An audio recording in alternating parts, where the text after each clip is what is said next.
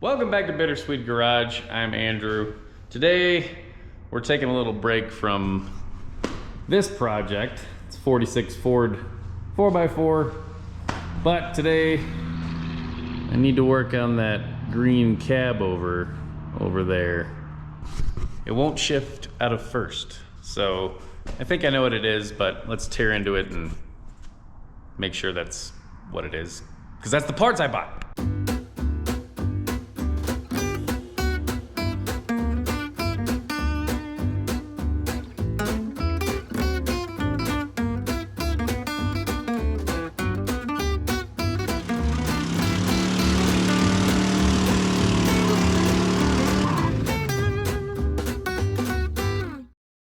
It is uncomfortably hot in here.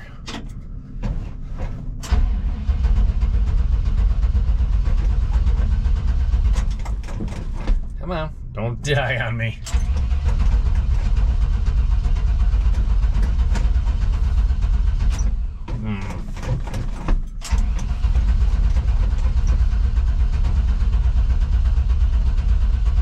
Maybe. Okay. There we go. Just took a while for the gas to pump back up to the carburetor. I would have just, trickled a little in there, but I didn't have any laying around. I guess I could have siphoned it out of the tank. Alright, I'm just verifying it didn't fix itself.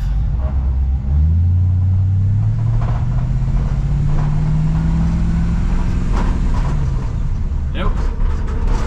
Still not shifting. So I guess we'll take it apart. Ideally, I wouldn't be doing this outside on the ground, but yeah. So here's my Sonic's shift governor. This is the 730 variety. That's what that looks like.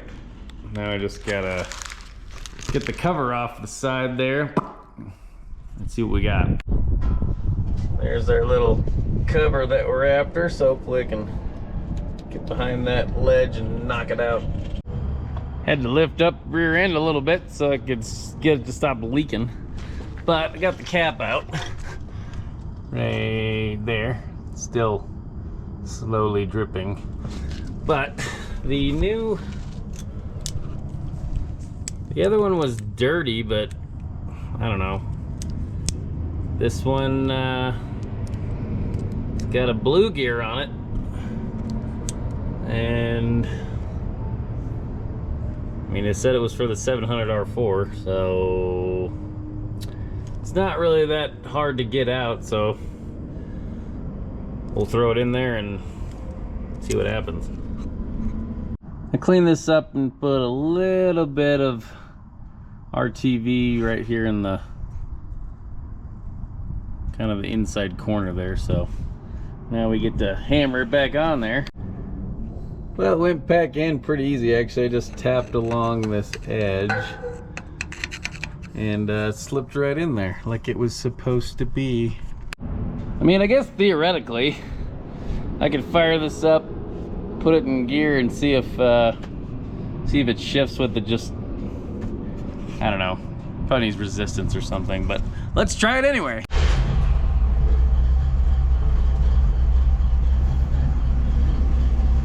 All right.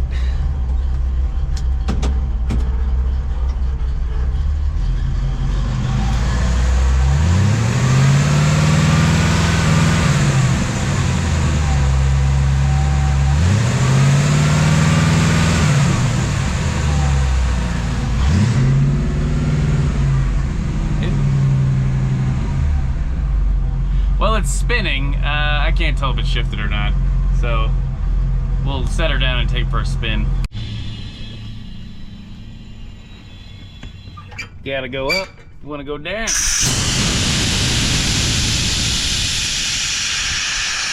All right, let's try this again. Starts good when it has gas.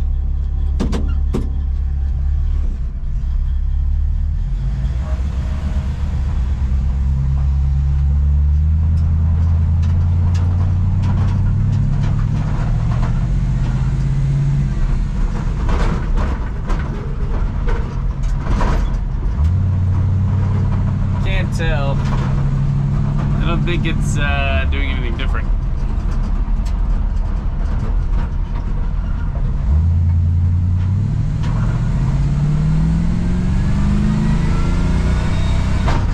Yeah.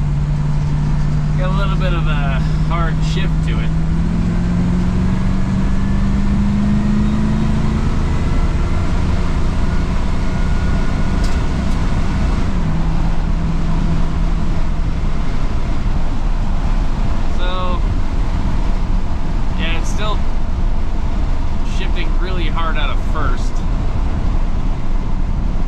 Could just be my TV cable, although I thought I adjusted that. But I don't know, back to the lab. Well, it's not the fluid. Check that. If it was low on fluid, they don't like to go, you know. I mean, I did check the fluid, but it's like it slips. Revs up but doesn't drive. This drives good, but just doesn't want to shift out of first. And then second to third is weird too. I'm gonna check the TV cable again. Maybe it's broke or stuck. So we'll keep looking. Okay, I think I figured it out. I had to move the bracket on the carb. The TV cable bracket farther forward. It was actually too tight. So let's, you know, take it for another spin, see if it works. All right, hopefully we got enough road. Oh yeah.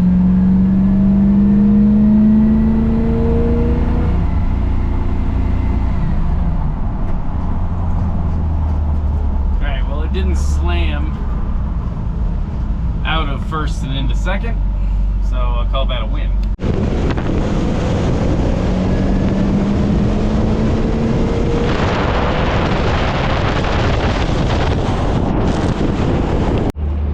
All right, so this bracket had two sets of offset holes in it. Here's the offset. I had this farther back, so it was really tight. So I thought I always heard that tighter is better than looser when it comes to 700 R4s. So you don't want them slipping in between, you know, just like whoa, falling off into the next gear. So yeah, I just moved it up to the second set and then checked it, and yeah, it's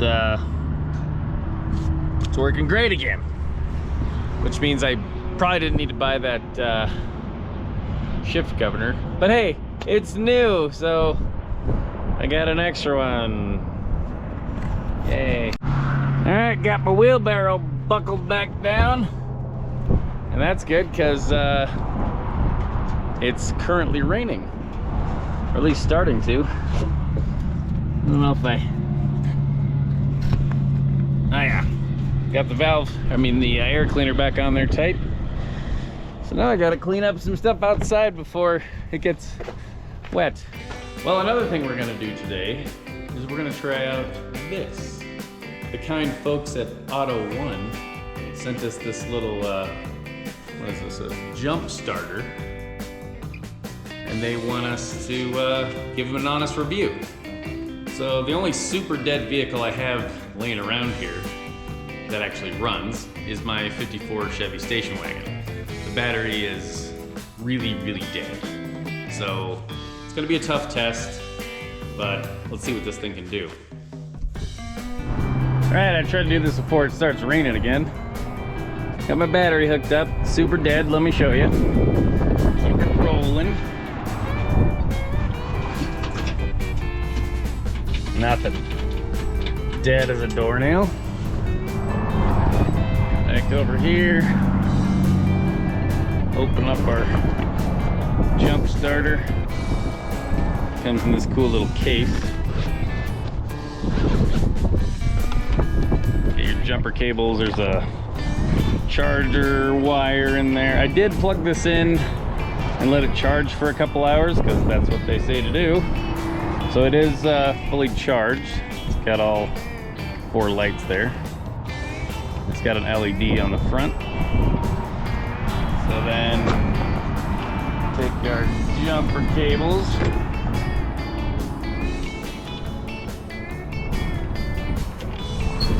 Put them on the right. So beep's telling me that it's not hooked up. You got this port here. Plug that in. You hit the button.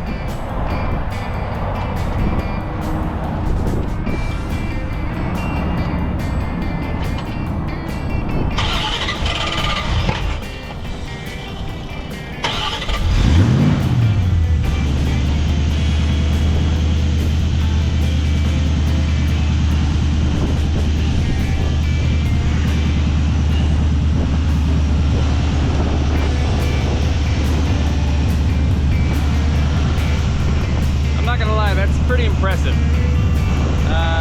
Super light. It is a 350.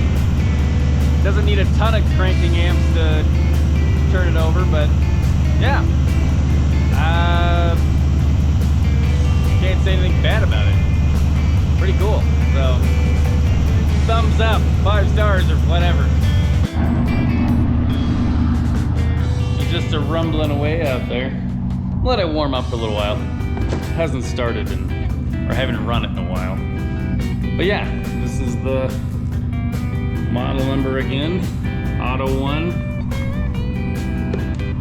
Seems pretty legit. The only other thing is I think you hold the button down for 3 seconds. Yep. Turns the light on. Not that it's super dark out, but yeah. That'd work in a pinch. 3 seconds, shuts it off, I think. Yep. Pretty sweet.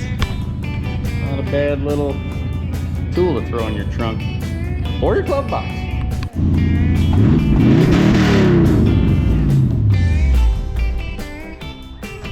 And without the jump box, it's dead. Well, it's kind of a short update today, but sometimes you got to do maintenance stuff too. I did get a little progress done. I couldn't help myself. I cut the tubes off of the hot choke and then I welded those shut. So I just used that as the block-out plate. And then there was a hole underneath the carb base that went to that same exhaust port. I don't know what that's for. So anyway, I tapped it and then put that plug in there. And then I had to kind of sand it down so my carb gasket will lay flat. That's gonna wrap it up for today. Thanks for watching Bitter Swede Garage, and keep on trucking.